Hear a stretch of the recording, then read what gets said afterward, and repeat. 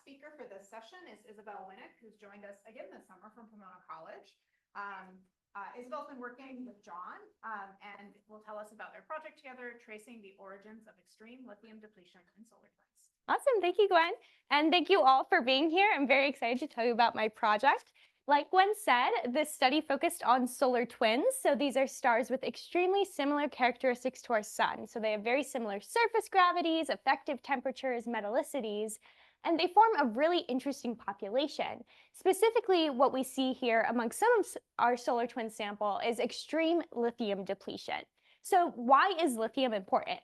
Well, lithium is an excellent tracer of stellar mixing. It's actually an exceptionally fragile element, and it is destroyed at relatively low temperatures that correspond to a specific depth in the interiors of main sequence solar type stars. And so we can use our lithium depletion along with measurements of beryllium and boron, which burn at successively lower depths and higher temperatures to constrain the depth of material transport within stars and constrain the physical mechanisms that are governing stellar interiors. And these elements are actually incredibly important because they're the only ones we can use to study stellar interiors given their fragile nature. And while beryllium and boron are peak in the far UV, and so it's quite hard to get data for those, we do have a lot of high-resolution spectrographs that can look at lithium. And so this is the focus of our study. So standard models do not predict lithium depletion in main sequence solar type stars, and this is because they only take into account convection as a means of material transport. And the convective zone just doesn't reach the kinds of temperatures that we would need to see lithium depletion over that main sequence lifetime. So what we would expect to see from our standard models would be this pretty constant lithium abundance with age over the main sequence. However, what we observe amongst our own sun, as well as a plethora of other solar twins, is actually a gradual depletion of lithium with age. And this is coming from a survey of over 150 solar twins that my mentor Jhon conducted back in 2021. And so we see that this does not actually follow the standard model at all. And so we look to non-standard stellar mixing models to explain this. And while there's no consensus about the exact mechanism that's driving this depletion, all of these models incorporate some form of extra mixing that brings lithium down from the convective zone into the radiative interior where it can be destroyed. And so this explains what's going on here, but what it doesn't explain is this star. This is a star that my mentor looked at earlier this year that shows extreme lithium depletion compared to its age. So we actually see almost 2 orders of magnitude lower than what we would expect. So this is quite puzzling. And we actually found 6 more recently, all with these low lithium contents. And now these are joined by some previously reported stars. These are blue stragglers. I'll get into what that means later. But these also have solar twin characteristics and also follow this low lithium trend.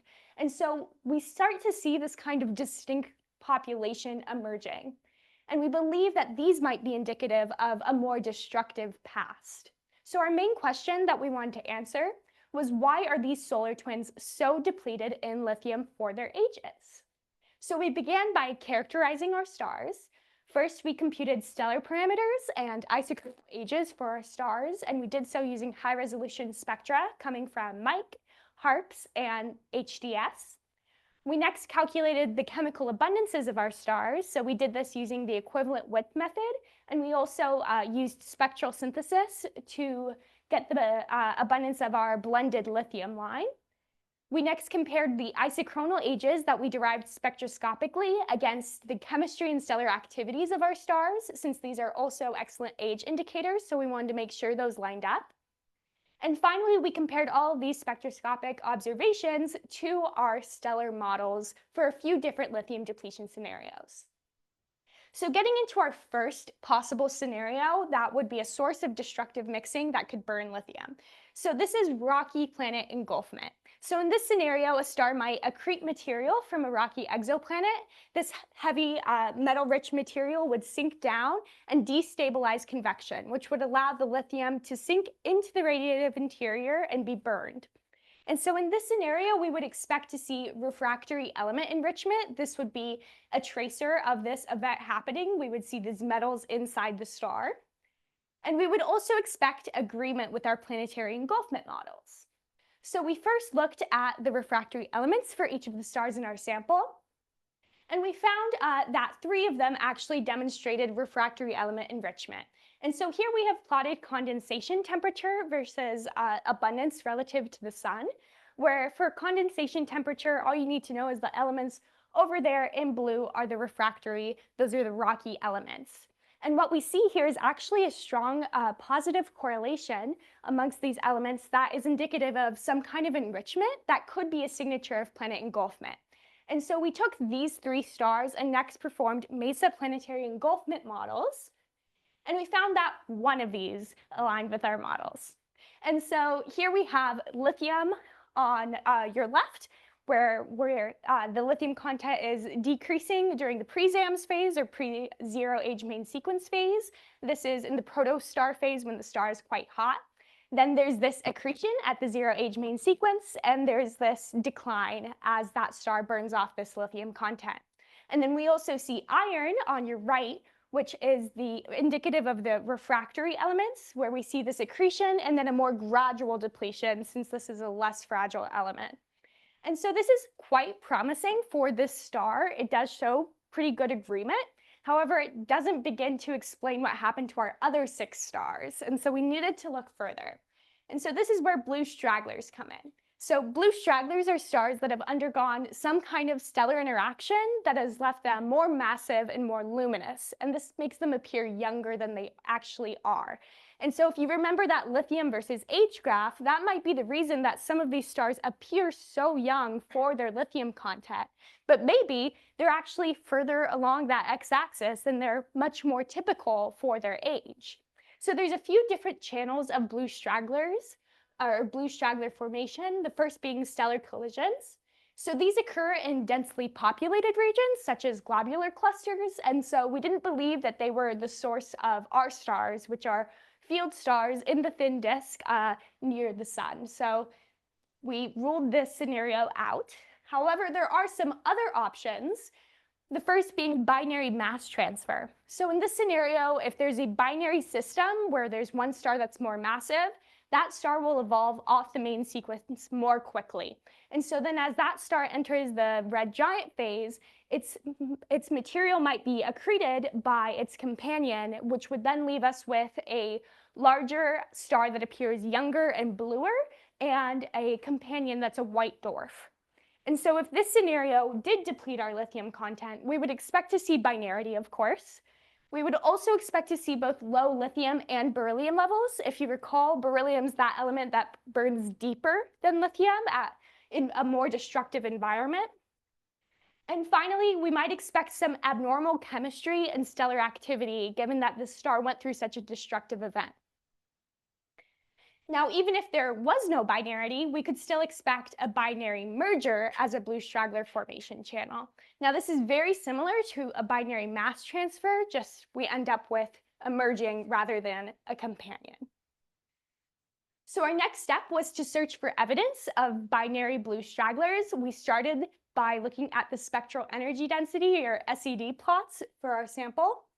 On the right here, we see a plot in the literature of SEDs where there's a peak corresponding to one star and a lower peak in flux in the infrared corresponding to a brown dwarf companion. And so while we don't have brown dwarfs, if we did have a white dwarf companion, we might expect to see in the UV a kind of secondary little bump corresponding to that. And so we looked at the SEDs for our stars using archival photometric data. And what we found for all of them is that they actually fit for one black body curve quite nicely, and they didn't show any of these secondary bumps in the UV. And so this was evidence for us that we were not dealing with binary systems. However, we wanted to be thorough, and so we next checked our radial velocities. So here we would expect radial velocity variations on the scale of 60 to 80 kilometers per second if we were dealing with a white dwarf companion. So we actually did find evidence of radial velocity variations for some of our stars. However, if we look at the y-axis here, we see that these are about 4 meter per second variations, so much smaller than we would be looking for, and they correspond to about 23 Earth masses. So this is telling us that we're not looking at binaries, but we are looking at exoplanets. So we actually serendipitously discovered 2 previously unreported exoplanets over the course of this investigation. So this is a very exciting result. But what it showed us was that binarity was not the cause of our lithium depletion, and we needed to look further. So we next looked at the blue straggler merger channel. And so here we would still expect to see some kind of chemical signature or a signature from stellar activity. So here I have plotted yttrium over aluminum. This is a commonly used chemical clock. So that's a element or an elemental ratio that has a strong correlation with age. And what we see here is that most of our stars follow along with this quite nicely. However, a couple of our stars do not. And so we believe these might be blue stragglers. We see here that they follow along quite well with this previously reported blue straggler that I showed at the beginning. And so this is promising evidence for these 2 stars. However, there's no direct evidence that our other stars are blue stragglers. So that took us to a third scenario, and that was episodic accretion. So this would occur during the pre-main sequence phase when, rather than gradually accreting material, a star might accrete material in these energetic and hot bursts. And this would lead the protostar to become more hot and compact, which would burn lithium before the star even entered the main sequence. And so they would enter on that lithium diagram with this already depleted level. And so we would still expect to see lithium depletion from this model, or from episodic accretion, but our episodic accretion models predict that we would not see beryllium depletion. So the temperatures reached in this event would not be sufficient to burn beryllium.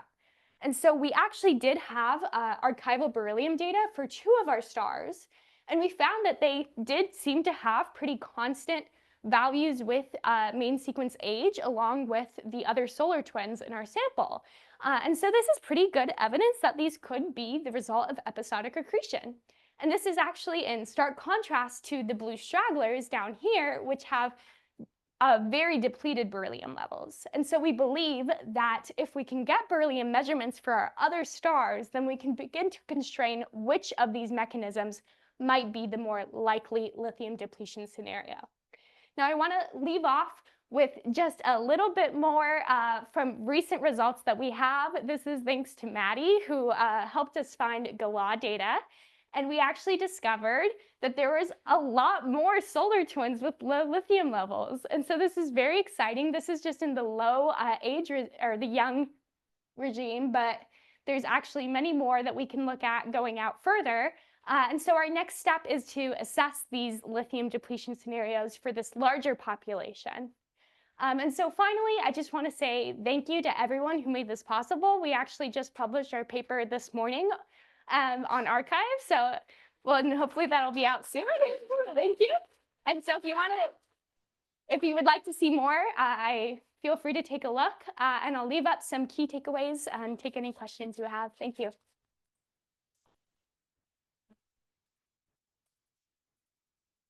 Crazy. All right, Justin. Yeah, way hot. Great. Congratulations. Thanks. I'm curious about these new planets you found. Yes. Oh, yes, I didn't include that. Their orbital periods are around 200 and 700 days. And we actually found a third candidate, but it had an orbital period of about like 1,000 days, and we didn't have enough data to know for sure. So that's we're looking more into, but these 2 planets are, yeah. Yeah, it's pretty lucky to find. It was extremely lucky, yeah. Maybe there's any lithium depletion could be like some like. Yeah, that's actually a great point. Here, I'm going to go back to, I don't know if you can see what I'm looking at on here. But anyways, the sun, if you might have seen in those plots that the sun might look a little bit lithium depleted, and that has been put forth that perhaps planet formation could also be a means of lithium depletion. Yeah.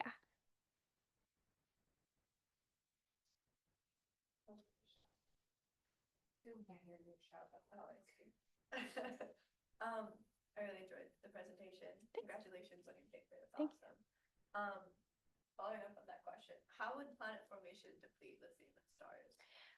So it's expected that perhaps that material was because there's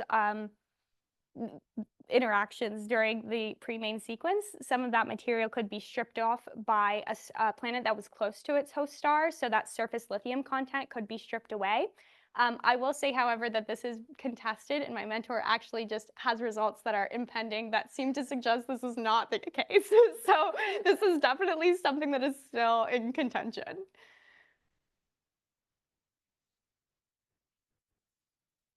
Yes, you're gonna have to ask your second question. Congrats. How strong would the episodic accretion have to be in order to deplete lithium inside of the star? And I ask just because I think that accretion is kind of episodic often. Yes, that's a really good point. So what we see is that episodic accretion seems to be even more common than just gradual accretion. I'm not sure on the specifics. I'd have to look into the model because we are working with someone else who has this model, but I can talk to you later about that. All right, let's thank you again. Thank you.